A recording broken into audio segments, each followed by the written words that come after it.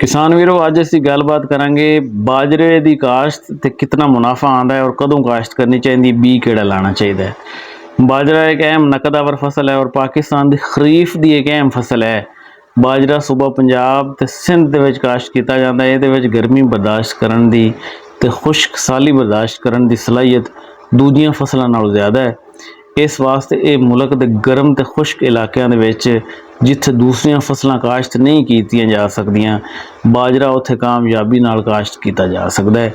बाजरे नूं काश्त करने दे दो मकासद होंदे हैं, एक चारे वास्ते इस्तेमाल किया जाता है और दूसरा दाने वास्ते यानी गले वास्ते इस्तेमाल किया जा सकता है। हुण असीं गलबात करांगे पकावे बाजरे के हवाले नाल भी वो कदों काश्त किया जाता है।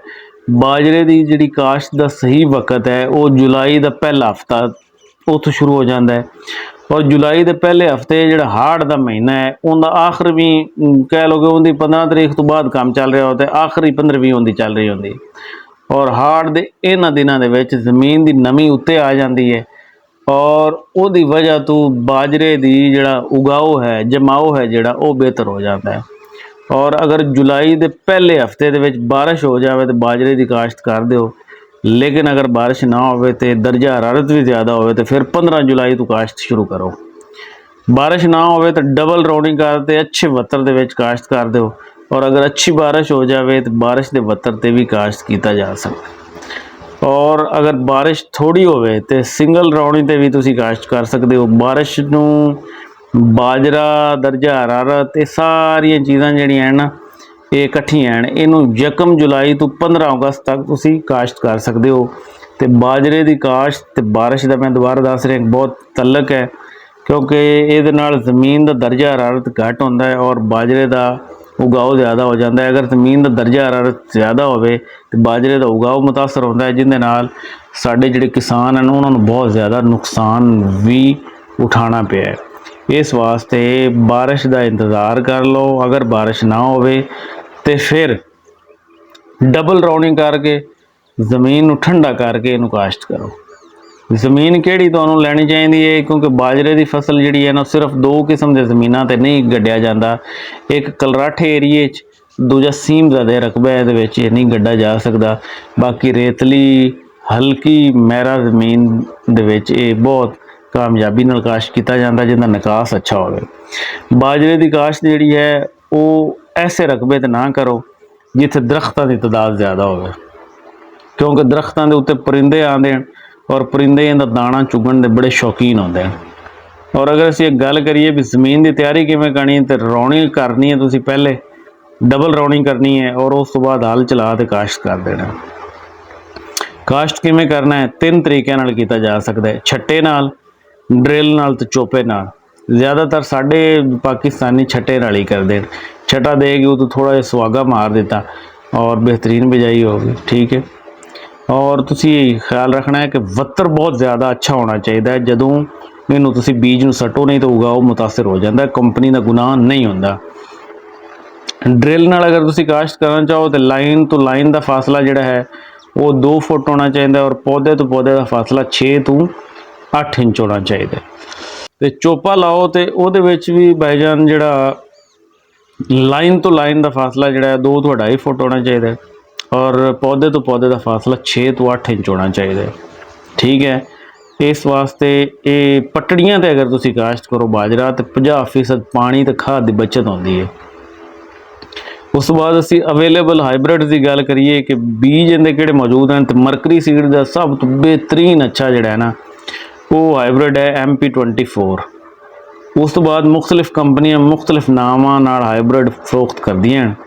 ये HP 50, शहनशाह, ताज, पर्ल 786, सहारा किंग 86M84, 868, M88 और 55S90 शामिल हैं, जिहड़े बेहतरीन फार्मर की पसंद है। अगर यूसफ वाला जिहड़ा ज़रई तरक्याती इदारा है उन्दियां वरायटियां की गल करिए तो YBS 98 तो BY 18 ये उन्दियां 2 वरायटियां हैं, ये भी अच्छियां वरायटियां हैं। बाजरे की जिहड़ी काश्त है 2.5 किलो बीज जिहड़ा तुसी पाओ 1 किले विच तो बेहतरीन है, उनकी जर्मीनेशन हो जाएगी। ठीक है, वैसे 2 किलो नाल भी लग जाता है। खाद की अगर असीं गल करिए तो बिजाई के वक्त अद्धी बोरी DAP, अद्धी बोरी SOP, ये एक किले पानी है तुसी, और 3 किलोग्राम बुरैक्स भी इहदे पा दो ताकि बेहतर नशोनुमा हो। पहले पानी ते अद्धी बोरी यूरिया, 2 किलोग्राम सल्फर फ्लड कर दो, तो फुल आवन ते अद्धी बोरी यूरिया ते 10 किलोग्राम SOP हल पजीर इहदे फ्लड कर दो, और बेहतरीन सौ जाओ जाके घर, तो प्रॉफिट आपे आ जाएगा। उस तो बाद बाजरे की फसल जी है 3 तो 4 पानी लैंदी है, और अगर बारिश आ जाए तो फिर पानी घटा सकते हो। पहला पानी 25 तो 30 दिन बाद लाओ, दूसरा पानी सिट्टा बनने ते ला दो, और तीसरा पानी जोड़ा है वो दाना बनने ते ला दो। अगर बारिश हो जाए तो पानी की तादाद घट की जा सकती है। ये जड़ी बूटी भी उगती है, चौड़े पत्ते वाली जी जड़ी बूटी है उन्होंने कंट्रोल करने वास्ते पहले पानी के बाद वत्तर हालत एट्राजीन 350 मिलीलीटर फी एकड़ के हिसाब नाल तुसीं कर दो, तो इहदा गंद भी खत्म हो जाएगा। उस तो बाद अगर गल करिए तो बाजरे की फसल तो शूट फलाई तो लश्करी सुंडी का हमला होंदा है। इन्हां दोवां कीड़ियां नूं कंट्रोल करने वास्ते एमामैक्टिन प्लस ल्यूफेनुरान और बहुत सारे मिक्सचर बहुत अच्छे आए हुए हैं। इन्हां दे नाल क्लोथियानडीन भी अगर तुसीं मिला लो तो बेहतरीन कंट्रोल हो जाएगा। बाजरे की फसल तो फाल आर्मी वर्म का भी हमला हो जाता है, और फाल आर्मी वर्म नूं कंट्रोल करने लई फैब्रोनैल का स्प्रे तुसीं कर दो, बेहतरीन काम हो जाएगा। अगर बाजरे की गल करिए तो इहदे उत्ते कांगियारी ते कुंगी का हमला हो जाता है। इन्हां बीमारियों तो बचण वास्ते बीज नूं सब तो पहले फंजेसाइड ला के काश्त करो, और उस तो बाद उत्ते भी फंजेसाइड का तुसीं स्प्रे कर सकते हो। बाजरा जी 100 तो लै 110-15 दिनों की फसल है, पक तो तैयार हो जाता है। और अगर तुसी वढ़ना चाहते हो, कदों वढ़ना चाहते हो, दाणिਆਂ ਨੂੰ दंदां थले रखो, तो अगर दाणा कड़क की आवाज़ देवे तो फसल कटाई वास्ते तैयार है। ठीक है, मैं उम्मीद करना कि तुसी बाजरा लगा के आपदी प्रॉफिट नूं इंश्योर करोगे, और उस बाद पाकिस्तान की माईशत विच भी अपना किरदार अदा करोगे। और छोटा किसान साढ़े सिर का झुंबर है। उम्मीद करना कि वीडियो तुहाडे वास्ते फ़ायदेमंद साबित होएगी। अगर चैनल नूं सबसक्राइब नहीं किया तो सबसक्राइब कर दो, शेयर कर दो, लाइक कर दो, टिकटॉक ते सानू फॉलो कर लो। बेहद शुक्रिया।